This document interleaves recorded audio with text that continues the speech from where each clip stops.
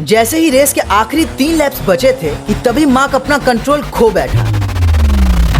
इस brutal crash के पहले मार्क मोटो जीपी पर पूरी तरह से हावी था, क्योंकि 1 साल पहले ही उसने 19 में से 12 रेसेस जीतकर मोटो जीपी हिस्ट्री के सबसे डोमिनेंट सीजन्स में से एक अपने नाम कर लिया था। लेकिन फिर 2020 स्पेनिश जीपी में सब कुछ बदल गया, क्योंकि इस टर्न के दौरान मार्क की बाइक का रेयर व्हील स्लिप हो गया और वो हवा में उछलकर बुरी तरह ट्रैक पर जा गिरा। लेकिन असली हादसा तब हुआ जब उसकी बाइक पीछे से फिसलती हुई आई और करीब 150 किलोमीटर की रफ्तार से घूमता हुआ रेयर व्हील उसके ह्यूमरस बोन से जा टकराया। इस टक्कर ने उसकी आर्म की हड्डी को बुरी तरह तोड़ दिया। तुरंत मार्क को हॉस्पिटल ले जाया गया। डॉक्टर्स ने उसके हाथ में टाइटेनियम प्लेट लगाकर उसे स्टेबलाइज किया। लेकिन क्रैश के सिर्फ 6 दिन बाद ही मार्क को दोबारा रेस ट्रैक पर देखा गया और यही जल्दबाजी उस पर भारी पड़ गई। प्लेट फेल हो गई और उसे कई और सर्जरीज करवानी पड़ी। आखिरकार लगभग 1 साल की रिकवरी के बाद मार्क 2021 में फिर से ट्रैक पर लौट आया और धीरे धीरे मोटो जीपी के सबसे डोमिनेंट राइडर का अपना पुराना खिताब वापस अपने नाम करने लगा। लेकिन 2022 सीजन की शुरुआत में किस्मत ने उसे एक और बड़ा झटका दे दिया।